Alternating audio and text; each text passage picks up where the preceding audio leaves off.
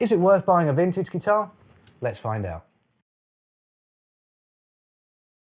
Hi, Sam from Guitar Village here. Today we're going to try and solve the age-old question, is it worth buying a vintage guitar or not? We're going to check out two vintage guitars and compare it to two modern guitars and see how they compare and stack up. Let's head through to the vault. So since our last video, we have had to change the location of the vault, so we're going to head a different way through and get to there now. The shop is looking really good at the moment as well. We've had some incredible looking Fender custom shops in. We had a handful of Martins. They're still a little bit slow, but they are coming through. Got some great Larave's as well and some really cool looking Eastman guitars. Come on through. This is our warehouse where we keep all of our boxes, amps and things like that. This is DOSI. He takes all the pretty photos for the website.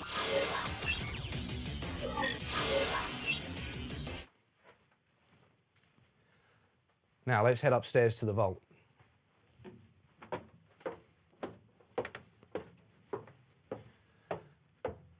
So we're nearly there, but it will definitely be worth it. So here we are back in the vault again.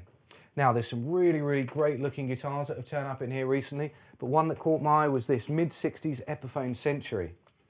At that point, Epiphones were being made in the same factory as Gibsons, so the spec on these is really similar to a Gibson. This is very similar as well to the guitar you would have seen James Bay using. One of the guitars I'm going to show you is this 1959 Gibson ES-355 in the cherry finish. Very cool looking guitar. But before we test this one, the guitar I'm going to start with is this 1969 hardtail Strat in Sunburst. Right in the real Jimi Hendrix sort of era. Let's go through and test it. So here we have our first guitar, the 1969 hardtail Fender Strat in Sunburst.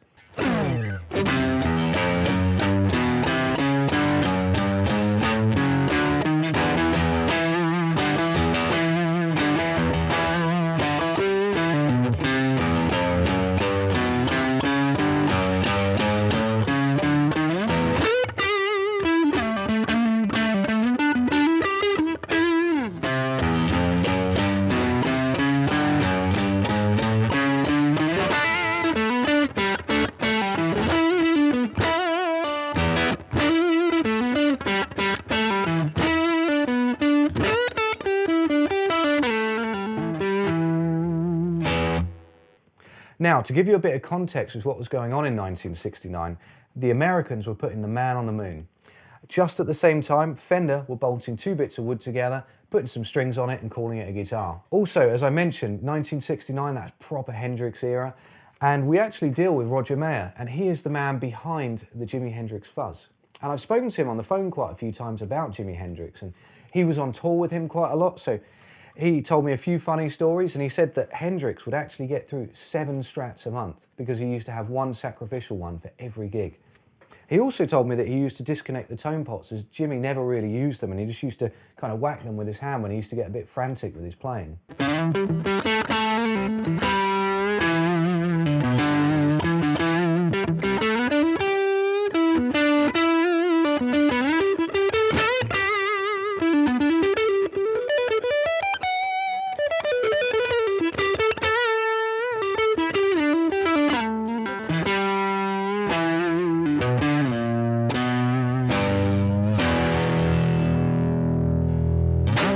So back to the guitar then, more importantly. This particular example, as I mentioned, is a hardtail.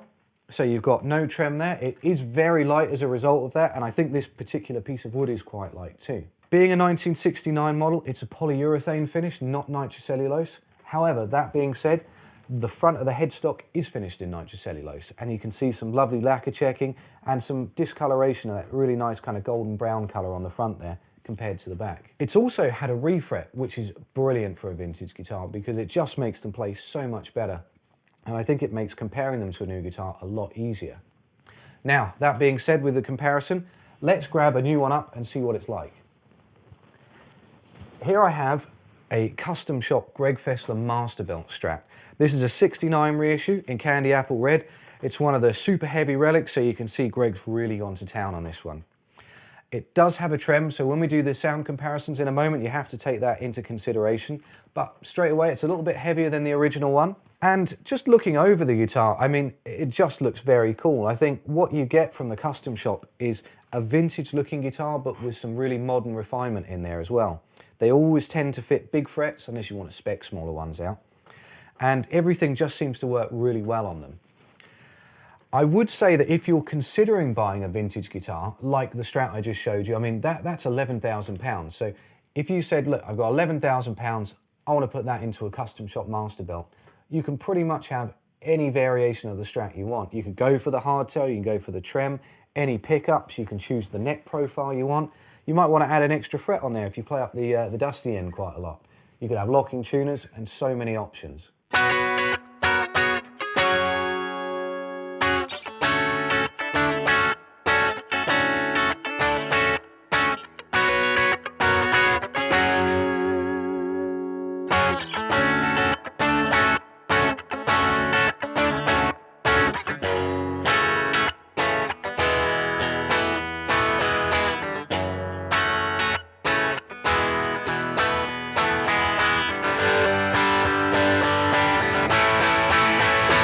So, the guitar we're going to check out next is this 1959 Gibson ES-355 in the cherry finish.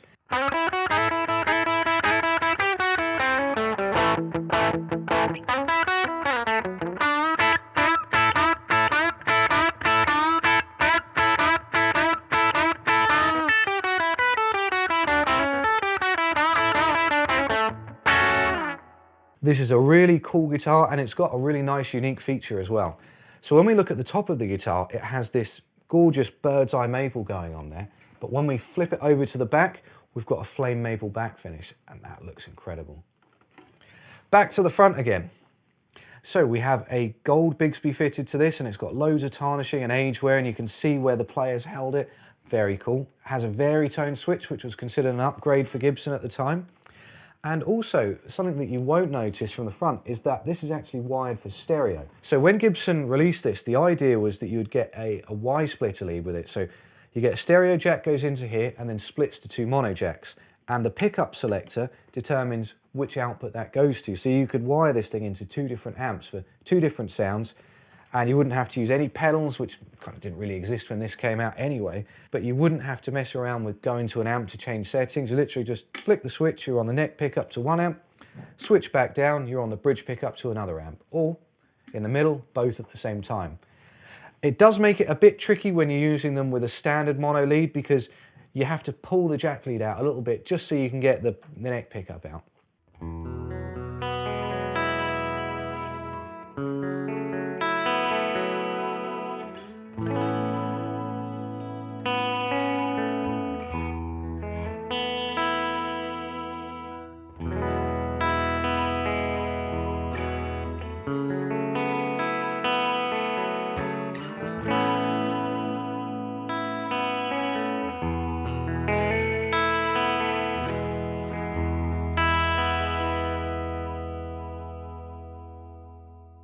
Something that I really like about old Gibsons, especially from the 50s and the early 60s, is the neck profiles. And I think we always think of like a kind of 50s Gibson as having this really big chunky neck profile. And yeah, some of them are a little bit chunkier than others, but this particular one has a really nice skinny profile, very similar to a 1960 kind of Les Paul feel. When you play this guitar, you can feel that it's really nicely rounded and worn in and just feels very, very natural on the hands.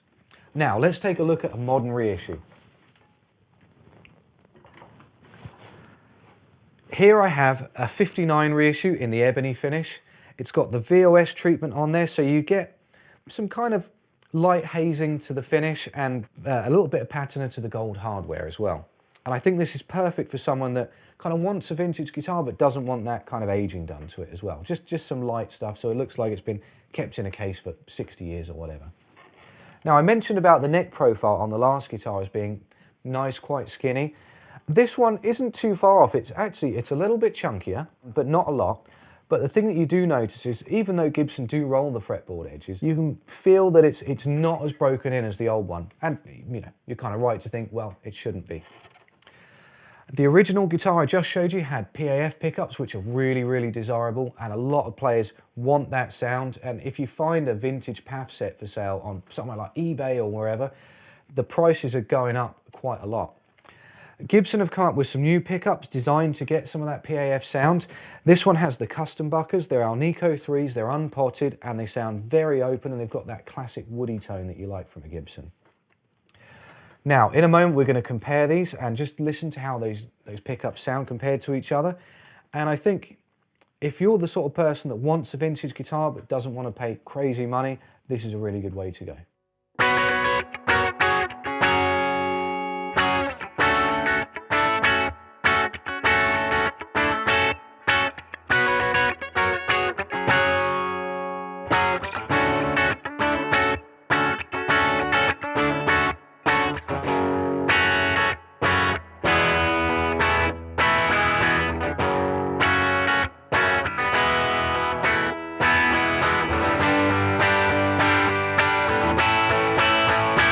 So, should you buy a vintage guitar? Here's a few reasons why I think you should. You're going to get something that's highly desirable, used by some absolute rock stars. You're going to get a guitar that's got some unique aging and also some unique features on there as well, like I showed off with the Veritone and the stereo wiring on the 355. I mean, obviously these are going to be great investments as well. It's definitely a factor you should think about too, but I don't think it should be the main factor in it. Also, the way these guitars age is so unique to each guitar. You know, you're going to get a player that plays slightly different from another who's owned it for years, and you're going to see their lived-in wear marks on the guitar. Now, on the flip side of that, why should you buy a new guitar? Well, price again. They are a hell of a lot cheaper. However, if you were going to take the same money you would buy on a vintage guitar and put it into a brand new guitar, you could kind of get whatever you wanted from a new guitar. You could have it custom, bespoke built for you.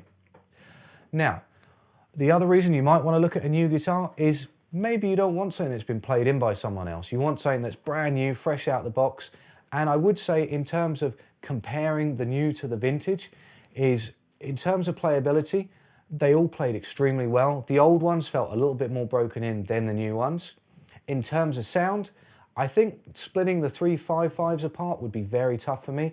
The Strats, however, the original 69 sounded a little bit brighter, whereas the custom shop 69 reissue had this really big warm sound. All the gear used in today's video, just like this 64 hand-wired Princeton amp I've got behind me, will be linked in the description below, so get down there to check out more about any of the things we used today. We really enjoyed making this video, and we hope you enjoyed watching it.